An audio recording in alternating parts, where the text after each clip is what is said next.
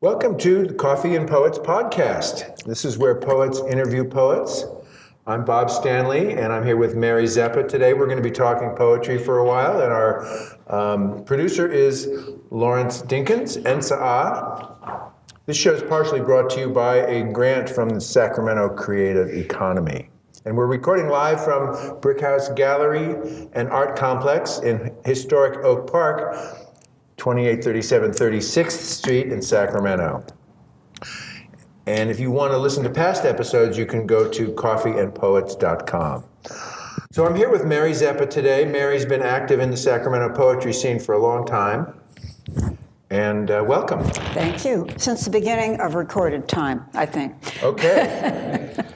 I actually have a book. I went back and found a book that you were in from 1982. Yep. And that was kind of exciting to see those before I came to Sacramento. And what was the poetry scene like back then? Oh, well, there were people doing poetry before the Poetry Center came about. People like Joyce Odom were doing things then, and she's still very active now. But she was part of an older poetry scene. I don't guess they were that old when they started. And as was Annie Menabroker, and who else was around then? Eddie Lou Cole was another name that comes to mind. I didn't know those people.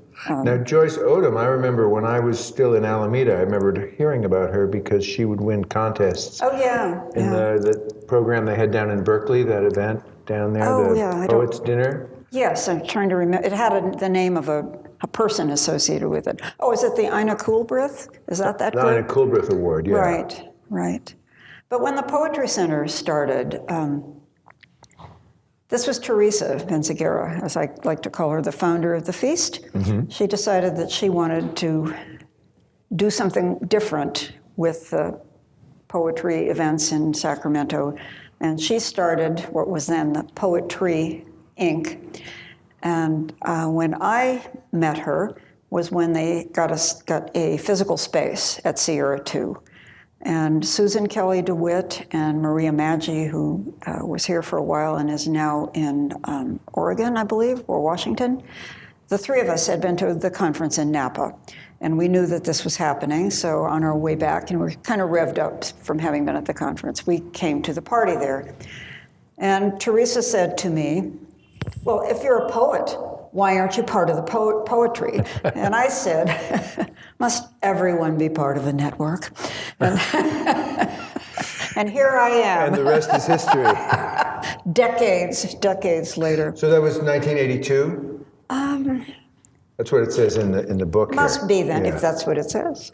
So, I remember hearing that Teresa had said that the Poetry Center, that their mission was to get money for poets. Yeah, that was part of it. And that never really happened, did it? No, it did not. Yeah. It did not. But how many readings a year did they have? What was going on? We had, Stan, you can help me if I'm wrong here, but I think like 2 a month at that point. We didn't do it every week. And there was money for the famous poets. We had Robert Bly twice. And he paid him. I remember we actually had office hours in those days because at Sierra 2 it was a remodeled schoolroom, classroom. And I would ride my bike over every other Wednesday and do the office hour. And it had been in the paper that Bly was coming. And there was a phone call from this woman who was so excited and said, "Thank you for doing this for Sacramento. It's so wonderful." And I thought, wow, this is what it's all about. And that was really wonderful. We had money for him. Were you around for that? He played his balalaika in the auditorium at Sierra 2. I think I heard him in Berkeley about that time. So I remember he had this kind of a zither that he would play, and then he would intone. And yes, he did I would intone. read a poem, and then you'd hear boom, boom, boom, boom. He had a mask, too. We took some pictures of him wearing his mask. Now there's an idea for a reading. I think we could have poetry and masks. We have poetry and capes on Monday. That's what I hear. Masks could be the next step. Or the half mask. The half mask would be fun. I would like that. Yeah. We had him. We had Galway Cannell. We had Robert Hass a couple of times. That was for the conference, or was that just a regular reading? Robert Hass came to read a few times. I don't think he was ever doing our conference. Galway Connell and Carolyn Forche, my memory is that they came the same reading. Okay. And Susan Kelly DeWitt had like a potluck dinner in her backyard. There's some pictures someplace of that. How much did you have to pay a Galway Connell Oh, or a Lord, Carolyn I don't remember Forche? anymore. I do remember that Susan asked Carolyn Kaiser, explaining, as we always did in those days, that we're a small nonprofit. We don't have a lot of money, but, we'll give you a good dinner, and, we'll pay you whatever our bottom line was at that point. And some people were quite nice about it, but Carolyn Kaiser said to Susan, honey, I don't even come out of my bathroom for less than, I think it was $5,000. Wow. She probably spends a lot of time in the bathroom. That was the line. Everybody said that. I imagine it was true. She's dead now, so I guess I can feel free to, to tell that story. I should go back and read some of her stuff. Oh, she's a good poet. But every year, or fairly often, there'd be well-known poets coming out. We tried to do that. Yeah, that was important. And then the readings, were they mostly local people, just kind of like it is now? Yeah, there would be people who came from, like the Bay Area or, close environs. Luke Bright was our part of us after a short time, and Luke knew a lot of people.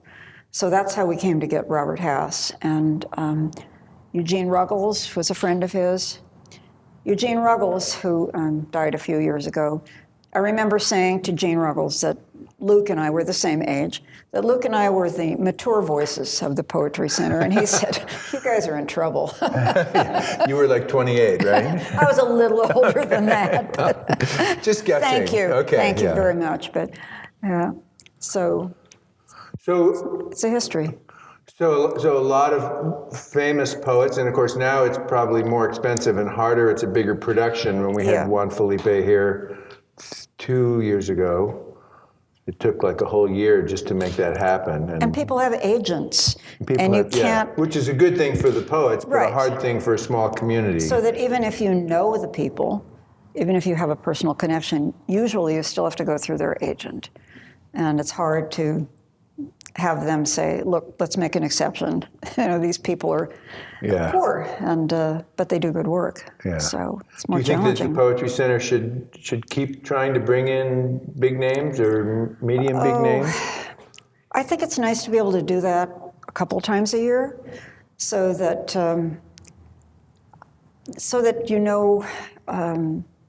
so you're exposed to something different from what we have. Not that there aren't good local poets, there are very good local poets. So it's not just us. Yeah. But established people, most of them are established for a reason. They have good work, and it broadens your horizon. So yeah, I think it's good to try to do that a couple times a year. Okay, great. And you've been in the leadership of the Poetry Center in varying levels for nearly 40 years.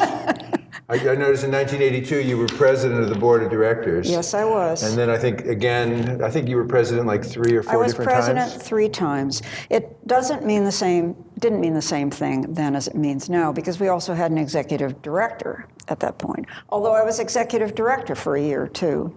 Paying job? Oh, I don't know, about $1.98, I think. Keep asking. There was a little bit of money involved. Teresa, bless her heart, actually thought she was going to support herself doing poetry, but that did not work out for her. Yeah. So, there was a little bit of money. I was president of the board 3 times, and each time it was because nobody else wanted to do it. And I didn't want it to die. And so I stepped up. Yeah. And so I think I can take some personal credit. Yeah, that's good. Yeah. For keeping us going all this time. Or maybe, I don't know if there's an American president that fits that category. Right? Nobody's been president 3 times. No. Jerry Brown could come back as governor, though, and that would be 3 times. Franklin Delano Roosevelt. Don't forget FDR. That's true, but that was consecutive. Yeah, true. And that's, he did 13 years. Mm-hmm. Mm-hmm. So maybe we'll take another tack. I'm kind of interested in knowing what got you into poetry. What was it that hooked you back in Wisconsin, perhaps, or got you to Iowa, or some of the things that I was only born in Wisconsin, so I don't know. I had to mention that. Yeah, maybe it was a poetic atmosphere around me when I was born, but I grew up in Illinois. My mother wrote poetry. I did not learn this until later. And she wasn't very good, but she was earnest, and it was important to her. And I was a library kid. She took us to the library with our little red wagon. There was a Carnegie Library in Homewood, Illinois. So there was that. And I think, too, the fact that I grew up as a Missouri Synod Lutheran, a lot of negative things about that, because especially when I was coming up, it was a very rigid structure. On the other hand, we had the King James Version of the Bible, which I still think has some of the most beautiful language, beautiful, the way it's translated, the beautiful English that I've ever heard. And that creates a sense of rhythm and an appreciation for beauty. I imagine it got started there. I went to a 2-room Lutheran school the first 7 years of my schooling. So when you're in a school like that, it's completely dependent on the skills of one teacher per little room, big room. Okay. But we did sing, the hymns, and I learned to love reading in that context. They probably made us memorize poems too, because that's what they did in those days. And then when I was in high school, I was writing some. And I had a teacher that took an interest. He would look at my work, which I'm sure was god-awful, but he was very kind. So what poem, do you remember any poets from high school? Or? Oh, gosh. We had to memorize Invictus. Do they still have to do that? Can you give us the first couple of lines? Oh, sure. Out of the night that covers me, black as the pit from pole to pole, I thank whatever gods may be for my unconquerable soul. In the fell clutch of circumstance, I have not winced nor cried aloud. Under the bludgeonings of chance, my head is bloody but unbowed. It matters not how straight the gate, how charged with punishments the scroll. I am the master of my fate. I am the captain of my soul. Okay, more than a few lines. I believe that was the whole thing. Who wrote that? William Ernest Henley. Okay. Yeah, they made us learn that. I still know it. Under the bludgeonings of chance. Some great lines in there. Yeah. Master of my fate, the captain of my There's soul. so many people who say that memorizing is so important that a lot of people don't do it anymore. Schools don't do so much of that anymore. Right. So that one stuck. Yeah, and that sure was, did. Do you remember what teacher or what class or? Let's see. Roughly. Probably junior year of high school. Okay. And I can't get her last name. There were twin spinster sisters, Letha and Lorna, and I think it was Letha. I think there's a poem in here somewhere. Oh, probably, yeah. probably. The twin spinster sisters. Twin spinster. Maybe you should do it. You can say it better than I. They've been to school with my dad when he was in high school, so some history there. I think it was probably Letha. And so you were writing a little bit here and there? Yeah, that was my first high school that I learned Invictus, but it was a small town, about 20 miles south of Chicago, Homewood, Illinois. And there was a more high-tone town. People had money at Flossmoor High School. It sounds like in Parks Illinois. and Recreation, where there's like the town, there's Pawnee, Indiana, and then there's, what's the name? There's another town, and the poor town and the rich town. That's exactly. Okay. We weren't poverty-stricken, okay. but we Well, certainly Pawnee were. isn't either. So when I started high school, it was like there were two schools that you had to travel to, either Chicago Heights or Harvey, Illinois, go to one of those schools, depending on where you lived. So I went 2 years to Bloom Township High School. And then the people in Flossmoor said, we need our own school. and they started a new school, Homewood Flossmoor High. And it was there that I met the teacher, Carl Hoff, I remember his name quite well, who took an interest in my writing, and also he and his wife took me to the symphony in Chicago. I'd never been to anything like that before. This was like senior year or junior year? Yeah, senior year. Senior year in high school. And we had a really good choir director. I was in the choir, and we did Carmina Burana in high school. Okay. Yeah, I know. It's a pretty, for those of you who may not know that piece of music, it's pretty ambitious. So he was I remember him saying, because the marching band was going to do the rhythm, which is really important, he said, ordinarily I wouldn't care, I could care like less for marching bands, but this guy's a musician and they are rocking. So like, you guys better keep up. Wow, okay. So you were in pretty rarefied air. Yeah, we were lucky that way. For high school. Yeah, we were lucky that way. So I know that there's, you like to incorporate music in your poetry. You do music. I do, yes. You talked about the music of the Bible. Mm-hmm. Any poems come to mind? New poems, old poems, something of yours that you'd like to kind of touch on that might kind of... Sure. If I can find it quickly. Oh, I am sorry. Whoa. Stephen Colbert drops his paperwork now and then, too, and you fold it. There's so many, but this is a favorite one. It's in my book. My Body Tells Its Own Story, which is 3 years old, but still available on Amazon. This is called The Little Notebooks of Anna Magdalena Bach, a coda. The body an alien we rent a room in. I don't get this mind-body thing, said the funny man.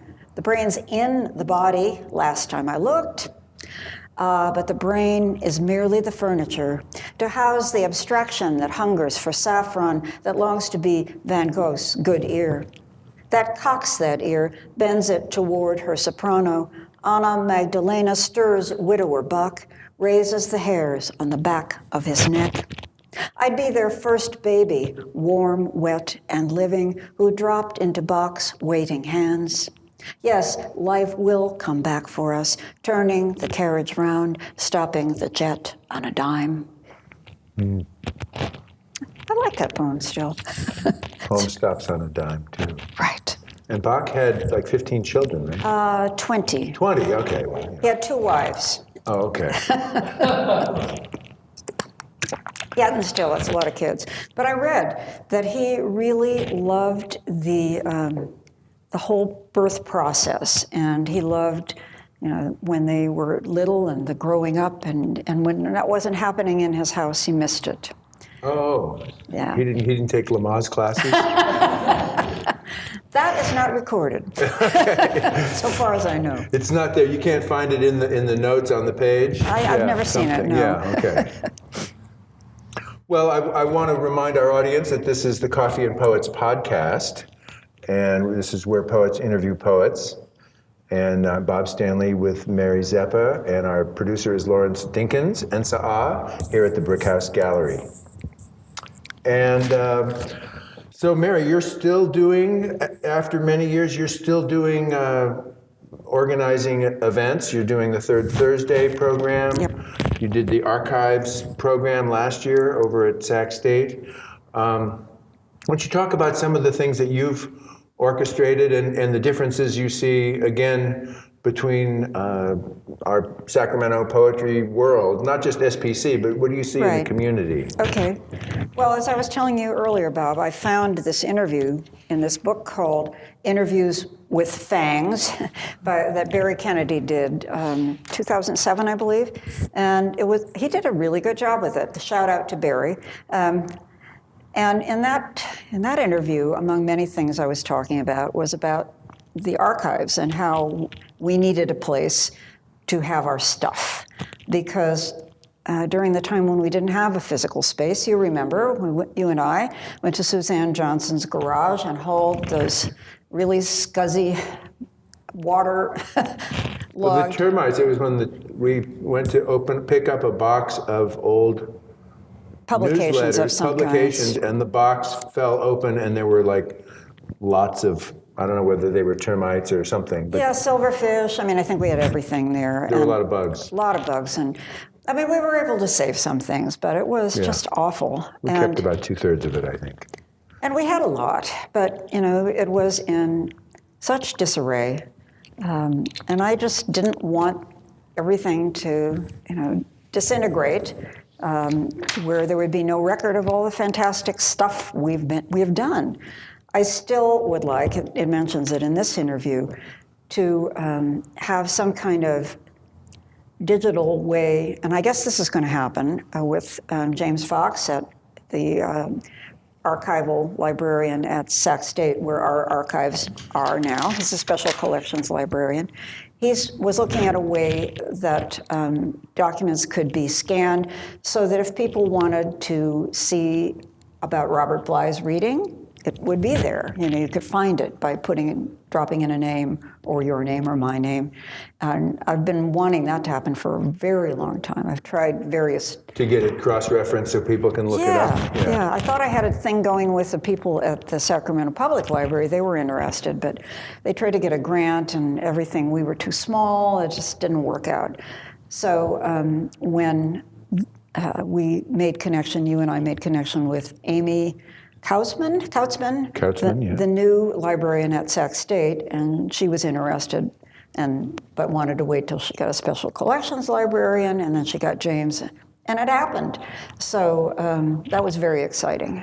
So you want people to be able to go back and see the things that have happened here. That's right. What are some other things you want young people to know about poetry? Just kind of, you know, you've taught in schools, you've done poetry workshops with kids of various ages. What do you think what do you love to share with them? Well, the main thing I'm doing to share right now is the third Thursdays. Vicky's here. And we have a really great group of people right now. It's a sharing. Everybody brings other people's work.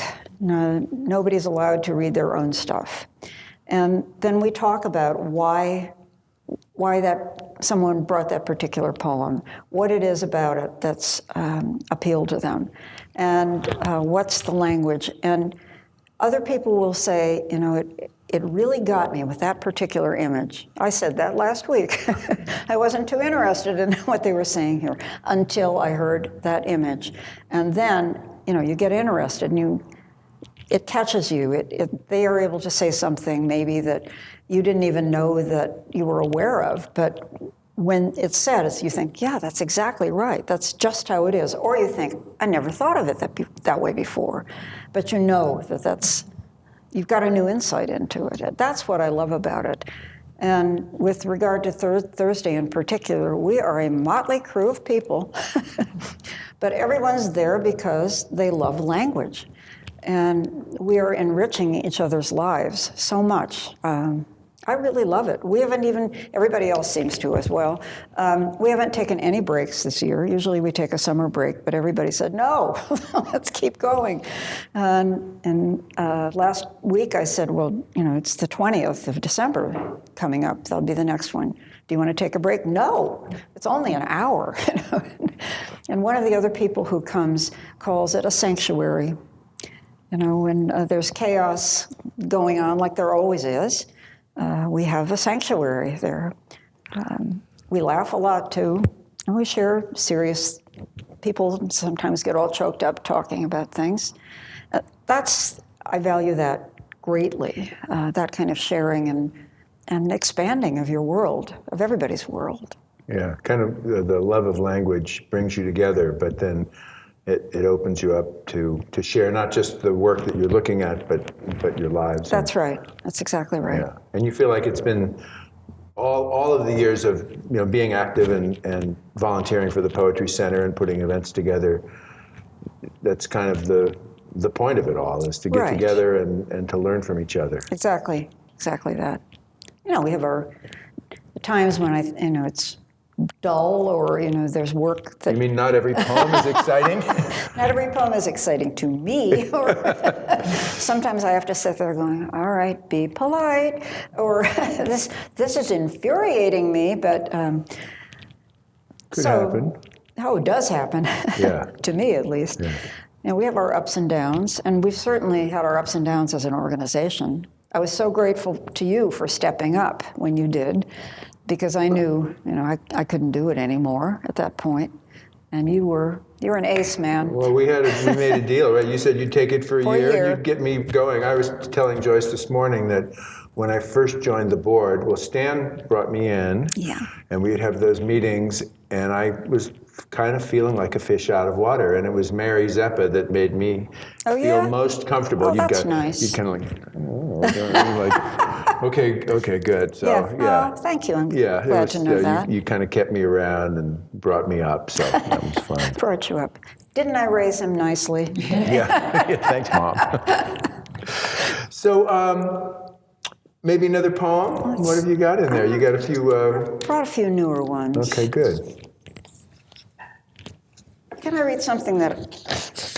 This has not been heard anywhere, and it's strange, and I have no idea where it came from, okay? Trying this out on you guys.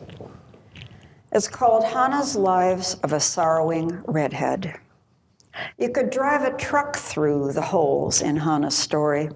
How did she come to this place? She was never the shepherdess, some pretend. She never sang lieder or jazz. In 43, all their spines were tense, rigid with hiding and lies. Hannah loved the old woodsman in those days when he dreamed of a flock of fat sheep, and she conjured the doctor's coat she might have worn if only the Führer could paint. Don't ask, I don't know where it came from. Don't know. Okay, just floated into your mind. Yeah. There was a Hannah, but it's your Hannah. Yeah. You ever written fiction?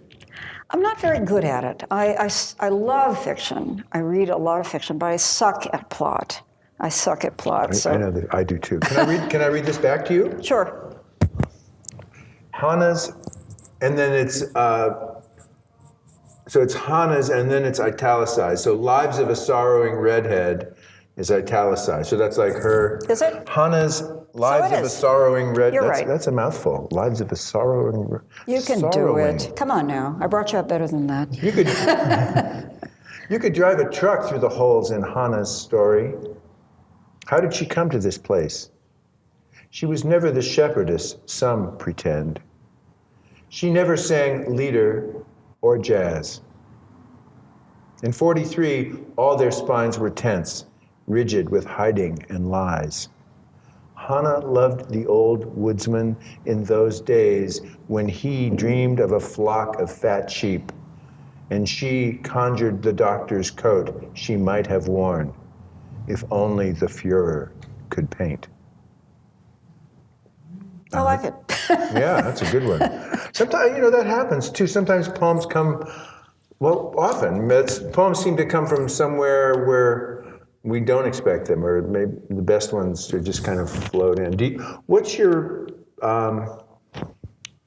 process or your practicing? Do you write every day at the same time, or do you drink absinthe at 2 a.m, or what's your approach? I like that idea. Absinthe at 2 a.m. I'm going to try that. Yeah. No, I'm rather undisciplined about it, actually.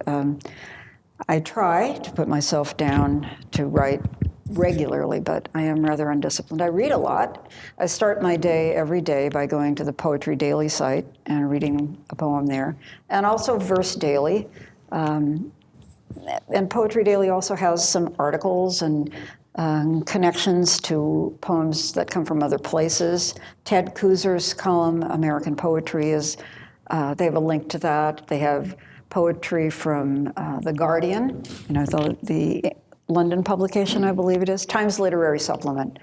And there's a lot of different sources for that. So I read a lot, and I have, probably, I was going to say thousands of drafts. That's an exaggeration, but lots of paper with words on it. So you write on paper? I do. Okay. I do. I start out with usually a ballpoint pen on paper, And after, well, I've said this many times, but after it gets to the point where you can't read it anymore, you know, you need to put it in a form that's more legible. Used to be a typewriter, now it's a computer. Right. And, but it changes when you do that, because then you start, I do at least, you put it in a form. And as someone said, it all looks good, you know, when you can change the typeface, and, you know, it's different. You can center it on the page. Yeah, you can indent here, and so, but it is, that's how I do it. Then I carry it around in a folder, not unlike this, and you know, it nags at you. I've got one right now that I keep looking at. I keep thinking it's done, but nope. Next morning, not done yet. Not done yet. Although I think I'm getting closer. You know, that's hard to explain to people who don't do something like that. That, yeah, you're still making mistakes, but you think the mistakes are leading you in a direction. And it's often pretty far from where you thought you were going to go when you started out. So things get changed around. Now, your book came out, I'm going to guess, 4 years ago? 2015. 23 years ago. So are you working on another book? I am. I'm working on, I hope, something that will lead to another manuscript. I was lucky enough to apply to Ragdale, that's in Illinois. No, I didn't get a residency this time, but there is something they call a creative sabbatical. Ooh. And I got one for 2 weeks in March. Yes. Okay. So I'm going to go and work there. Now, I was going to ask about, because you've been to a number of, you've been to Ragdale before. Yeah, once. And talk a little bit about, you know, share with the audience kind of what are those like? What do you meet? Who do you meet? What do you do? What's it like to go on a retreat, a writing retreat? I've only been to 2 places. I've been to the Virginia Center for the Creative Arts 3 times. I keep kicking this table. Sorry, Lawrence. I've been to the Virginia Center for the Creative Arts 3 times and Ragdale once. And so those are the only places I have experience of. Virginia Center for the Creative Arts is bigger. There are usually about 25 people there at any given time. And they will be people from all creative media. There will be visual artists, there'll be poets, fiction writers, screenwriters, composers. I always love being around composers. I get a lot out of that.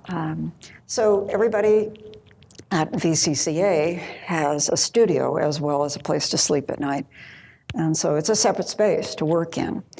And so you structure your day any way that makes sense to you. People work during the day, although there's some night owls too, you know, stay up and paint at 3 a.m. And then there are always a lot of interesting people around. So if you so choose, you can make friends. And I have. I've stayed close to some people that I met in Virginia. And you can get stimulated that way as well. The last time I was at Virginia Center for the Creative Arts, one of the composers, a serious classical composer, Stephen Petro. Oh no, wrong Stephen, I'm sorry, Stephen Dankner. Stephen Petro's a journalist. Stephen Dankner also plays like a hot piano. And Ooh. So in the composer's studio, one of the composer's studios, there was this white piano, and he and I did an evening of songs. I sang and he played the piano. It was tremendous fun. That sounds great. It was really great. Very, very enjoyable. And it's similar at Ragdale, except it's smaller. And there were only like 13 people there the time I was there 2 years ago. And they do have a composer studio, but there were no composers there at the time I was there. It was just visual artists and writers. And I just liked as broad a stimulation as I can get. But so 2 weeks in March? Yeah. So what are your plans? What do you want to do when you get there? I've been working on some poems about, about loss. Both my parents had dementia when they died. And so I have figured, my sisters and I both figure that's in the cards for us. And so I kind of think, you know, your days are numbered as yourself, you know, your fully functional creative self. So I've been working on things like that and other kinds of loss. So of course, memory is a huge part of poetry, right? Bringing back so many things. So it probably writing poems helps you push back that curtain, if you will. Yeah, I think so. I think so. Of course, you change the stories when you write them. I mean, don't you find this to be true? You've written a poem that has some facts in it, but now you've written the poem, so now that story is the story, right? The thing you've written is the story. At least until you revise it. But so the strict facts, I mean, somebody could say, well, I was there. That's not how it happened. Well, it is now, because... Yeah, well, you can't remember the exact conversation, so you get to make it up. Of course. Or as Dennis Schmitz, who's reading at the Poetry Center tonight, says, we lie in poems all the time. We lie in poems all the time. I think Dennis is particularly good at doing that. He's a terrific liar. Yeah. He's talk about a wry wit. Maybe any other thoughts? You studied with Dennis at Sac State. Like so many people did. What do you remember? What are some of the things that kind of inspired you or got you going with Dennis? I looked at it again the other day, and it's a damn good interview. I did a good interview with Dennis in 1997, where we talked about a lot of that. He has writing rules which are odd and quirky, and the only one I can remember, there's a list of them, is number 4.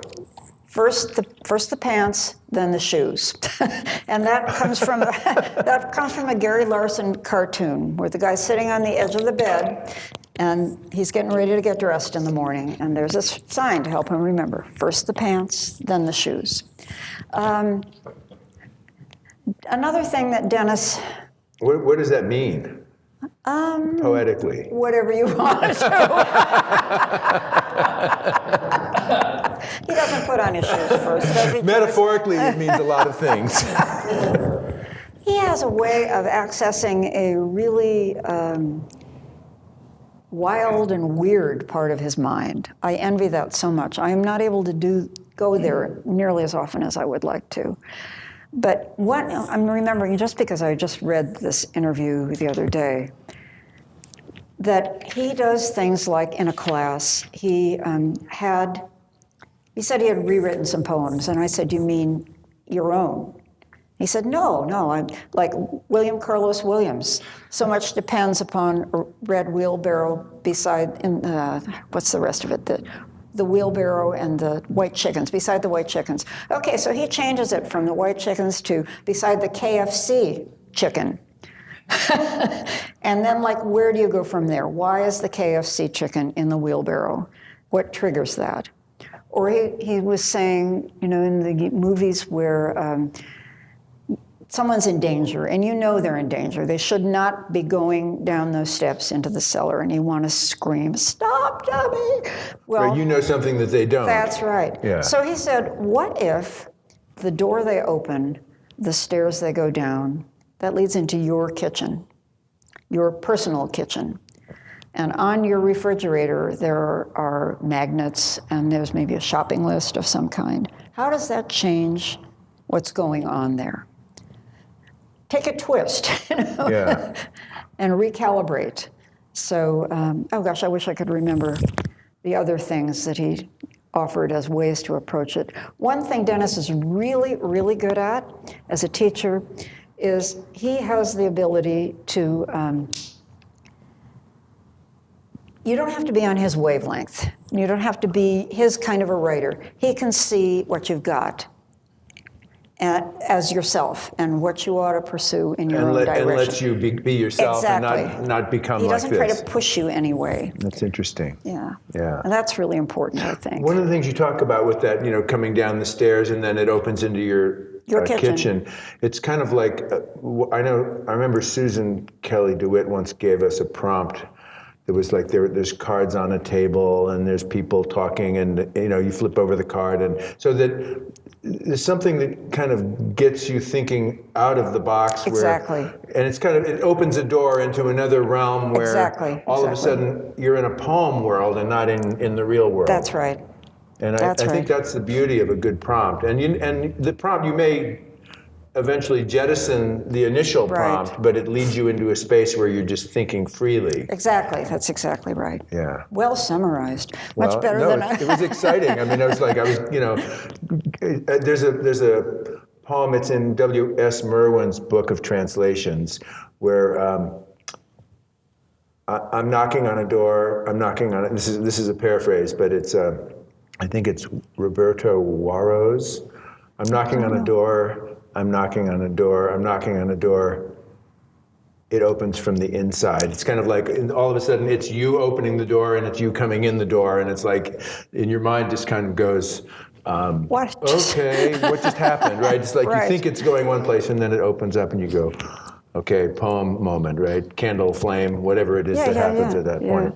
So you took a couple years with Dennis? When I first met Dennis, I don't remember how it was suggested to me that I ought to call him. I was working for the state, and I hadn't really done much with writing for a while. And somebody suggested that I should get in touch with Dennis. So I called him, and he said, come on out. And I went out on my lunch hour, and he offered me half of his peanut butter cookie. And Not that you remember. I remember it really well. Okay. And it's in the interview I did with him. So it's real fresh in my mind. And we had a great conversation. And he said, I believe he said that I could bring him or send him stuff once in a while, even without taking a class. And then I started taking classes with him. Yeah. Met a lot of people that way, too. Yeah. That's how I met Susan. That's what I was going to ask. Yep. When you met Susan. So you guys took classes. You were colleagues at We were. classmates. I date our friendship from the time we were sitting side by side in Dennis's class, and she had a terrible cold. And she was sitting next to me, and she had no Kleenex. And she was just about to put her sweatshirt sleeve under her nose, and I handed her some Kleenex. That was the first time you met her? Oh, we had, Okay. that was the first time we really had a connection, I would say. So who was a better student? What the hell? No, you don't have to answer that. We were equally fabulous. What can I say? That would be a good class to be a fly on the wall in. We had good people. Yeah. We had good people there. I think B.L. Kennedy took some classes with Dennis too, or he worked with Dennis at one point. He mentioned that. Was he there? He may have, but I don't Not at the remember same his time. being there. Lots of other people, I don't remember him, but it could have been later or earlier. Any classes with Catherine Holbein over there? Or? You know, I don't think I did. Okay. I know a lot of people took classes with her. She's a wonderful teacher and just a wonderful writer, just a great inspiration to us all. 88 and a half. Yeah. Still. She'll be there tonight. I think she's coming to see Dennis. That would be great. It would be I wonderful heard to see through her. the grapevine. Well, maybe another poem. It's been a while since we've heard a poem, and that's what we're here to talk about poetry. So maybe we can get another piece. All right. In view of what's happening in our climate right now, the fires and the smoke and all, I wrote this last year, but it still works for us. It's in two sections. I just paused between them. It's called Sonoma County Prestissimo, October 2017. Wildfire, hills, orchards, neighborhoods. 10 minutes, our block was gone. Cars melting, tires exploding, dogs, horses, goats on their own. Which way does the wind howl this morning? Is my sister's house in Santa Rosa still safe? And the Fountain Grove Inn, home away from home, where we drank a goodnight kiss in the bar before we laid our heads down? All week on Facebook, her family's marked safe. Their vans packed, they're ready to evacuate. Camping gear, important papers, one album of photos, one box of Christmas ornaments made when their grown son and daughter were small. In case we have to start over, she says, adjusting her particle mask. Wow, that definitely I gave myself a cold chill there timely, because it's so much like what's happening now. Yeah. And prestissimo means really fast? Really fast. Really like the fast. fire came down the hill and wiped out. And the images, the Christmas ornaments, and that, for me, the poem kind of went into another level when all of a sudden it zoomed in on those. Yeah, that was my sister, and I thought, she's extraordinarily practical and calm. You know, in case we have to start over, then we'll have these ornaments from when the kids were little. But they were really lucky. They were all ready to evacuate. They never had to, and their house was fine. All around them, things were burnt to the ground. The Fountain Grove Inn burnt to the ground. All those places burnt to the ground. But their neighborhood burned down, but their house didn't, or? Part of their neighborhood did burn down, but not their house, not their immediate area. Yeah. And wow. So that was was that this year? Last year. That was last year. Sonoma County, Yeah. 2017. Do you often write about current events, or do you write political poems, or are they? I don't really write political poems. Things like that are very rare for me. I have a few, very rare. I don't have any with me, except this, but this was my family, in addition to the chaos. And actually, this was written on a prompt. I'm in a writing group we call ourselves the Red Wings. There are 7 women, and we give each other assignments and share our work and read the same book of poems whenever we get together every 6 or 8 weeks, eat, drink, and we've been doing this for 12 years. But this was Kathy French's assignment, and we were supposed to use a musical term, like prestissimo, and I think there was something about mood in it too. I don't remember now, but that's what got this started. So that's why I used that word, but it works, I think. Yeah, I know you've talked about that Red Wing group, and and you've read with them, and that's Susan's in that. Susan's in it. Lisa. Kathy French, Lisa Dominguez Abraham, Victoria Dalkey, Carol Frith, and Kathleen Lynch, and me. That's 7. That's like an all-star lineup there. Thank you. Yeah. And we used to have Quentin Duvall, our favorite and only man, who died 5 years ago. Is that possible? I think so. Yeah, it's been a while. Yeah, we all miss him very much. We were called the Red Wings because of his press, which was had Red Wing. It was Red Wing Press. Red Wing Press. Yeah. So we named ourselves that for him. Yeah, Quinn's book is a great book, or a couple of his There's books several. are really good. Yeah, they're all wonderful. Well, and again, when you talk about the Red Wing group, meeting every month or so, it comes back to sharing, and kind of that we use poetry to enrich our lives, share with others, go a little deeper in some ways. And when you're in a group like ours, everybody's so different. Kathleen actually started the group, and she picked people that she thought she could learn from, because everyone was so very different. And Carol Frith is like the mistress of form. I think she wakes up breathing sonnets, I think. She's just amazing how she's able to do that. And everybody's got a different slant on things. So I'm the one who's like the line break bitch. It's like, respect your own line breaks. It's just, that might be a new term. Line break bitch, yeah. Literary terms. Yeah. Well, Mary, it has been great fun. It has been fun. There's so much more to explore. We could talk for hours, and I'm sure we will. I'll see you tonight at Dennis's reading. Tonight at Dennis's reading, 6:30 at the Poetry Center. 6:30. Yes. Okay, I was thinking it's early. 6. And so I want to thank you for being here. This is the inaugural podcast, I think, of the inaugural video of Coffee and Poets, and it's partially funded by the Sacramento Creative Economy Grant. We're recording live from the Brickhouse Gallery and Art Complex on 36th Street in historic Oak Park. If you want to listen to past episodes, you can go to the website coffeeandpoets.com. That's capital C, capital A, capital P. And our good, producer is NSAA, Lawrence Dinkins, and he's the director of the Coffee and Poets series. And again, my guest is Mary Zeppa. I'm Bob Stanley, and thank you very much for listening and watching.